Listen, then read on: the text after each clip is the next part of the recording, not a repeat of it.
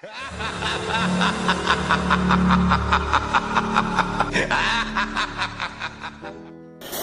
what's up, guys? So, I decided to scratch those billet bullshit cast aluminum Chinese junk forward controls. They were absolute garbage. You can't do nothing with them when it comes to modifying them or moving them around, or, you know, if you want to stretch the pegs. They're all cast aluminum junk, man. I was drilling and chasing some holes and they were just fucking garbage, man. Anybody on eBay, anybody who goes on eBay, don't buy those fucking billet, they call them billet aluminum. They're not. They're cast fucking garbage. So in any event, I got these steel Harley controls for $100. Okay, now they're not much to look at, but if I get new pegs, I think I'll be okay. Give them a little coat, you know. I mean, they're pretty nice. I mean, the chrome is nice on the brake pedal. So what I'm doing is I'm going through the whole routine again, okay? And I just got myself some 1/2-inch pine or chipboard, whatever they call that shit, and I fabbed some plates to figure out where I need my my components to be. So here we are again, but this time it's a keeper. You know what I mean? They're steel, and you know what? They'll bend way before they crack. You know, actually, the guy that I shipped the forward controls for, the ones I had on here, I sold them. He broke his, so and he buys another pair. I mean, I don't understand that, but in any event, so yeah, we got our plate mock-up plates made. I'm gonna use 5/8 steel, 5/8. I was a little concerned because the kickstand is just off the bung area here. See the bung area? It's offset a little tiny bit. It's supposed to be here, but it's not. It's here. But with 5/8, man, that'll be nothing. So we got our kickstand to see it. It sits up nice underneath. We got the right angle. I'm going to cut it to what I need. Right now it looks like it might be okay, but I might have to trim it. I mean, I don't know. But so there you go. Sometimes you just got to stick with the Harley components. The Harley components are better. Like the brakes, the forward controls, they're just better. The parts are readily available, and they don't fail. You know, they're meant to do 50, 60,000 miles easily. You know what I mean? So even though these don't look as nice, the quality supersedes by a million. You know what I mean? Look how thick. That's all steel, man. That's all steel. And although they don't look as good, like I said, this bike is not meant for looks. It's meant for function.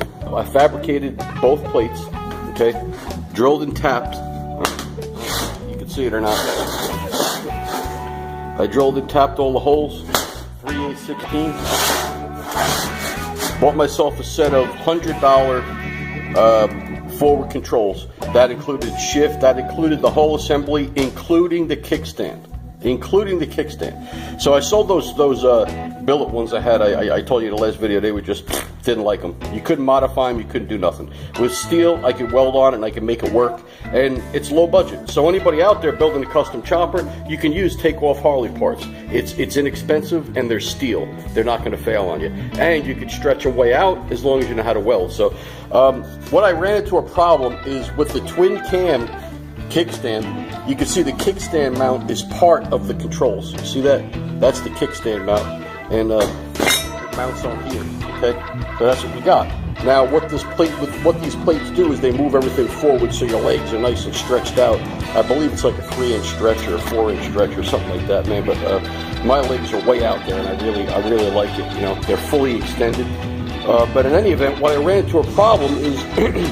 On twin cam forward controls, the kickstand is part of the assembly, the kickstand mount. So there's nowhere for the spring, because the spring on a stock Harley, the spring hook is on the frame. So we had nothing. So I fabricated this little spring plate, and I welded it on there. You can see, I welded it on there.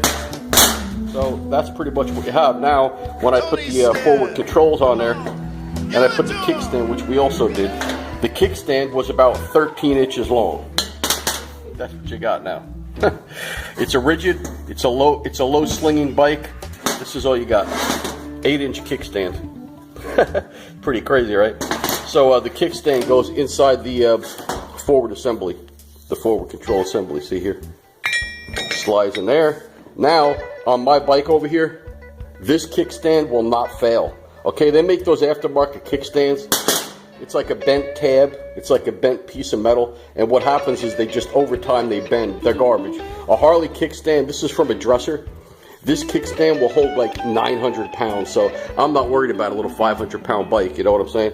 But yeah, it hooks in there, and then you have the spring hook, and then you have the tab for the spring. The other end goes there. So I'll mount them on the bike, and I'll show you what we got. So there you go. Cheap, inexpensive, very, very strong twin cam forward control mouse. The brackets look really nice. We're going to work on them today. We're going to put some self-etching primer on there. The bike has a nice lean. As you can see, the lean is perfect. And we used what we had, and we made it work. This is what the chopper life is, man. I mean, most guys out there are just buying that billet, being sold as billet, cast aluminum shit, and it's junk. It's absolute junk. So now I'll show you on the bike here just how stretched out I am. My feet are like out here. Really, really good stuff. Really good stuff. So I'm gonna take it off. Now that I did a dry fit, everything is good. Everything's final welded. We're gonna paint them up, and we're gonna work on mounting them permanently, and then we're gonna run our brake lines. So that's pretty much it. As far as that, our little tab is behind. You can't even really see it. That's where the other side of the spring's gonna go. And that's pretty much it. Sick Chopper signing out. So I got my redneck spray booth here. We got everything, we got some self-etching primer on our plates and on our new custom kickstand, all that stuff. So we're just gonna do it all gloss black. Probably gonna do the plates, I'm probably gonna do the plates caliper, what is that, black caliper paint that has like a wrinkle finish. Look pretty cool. Contrasted with the gloss black forward control plates and then the chrome. You know, I like to show fabrication. I don't like to hide it, you know. Probably doing gloss black and it just wouldn't even be noticed, you know. You get on the bike and the legs are stretched way the fuck out there, and it's just like, wow, man, how'd you do that? You know, it's like, yeah, man, you know, I'm comfortable. When you got your knees up in your chin, I'm flying, man. I'm just, you know, that's how I like to do stuff. This bike isn't necessarily so much for show as it is for function. So we'll check back with you. Sick Chopper signing out.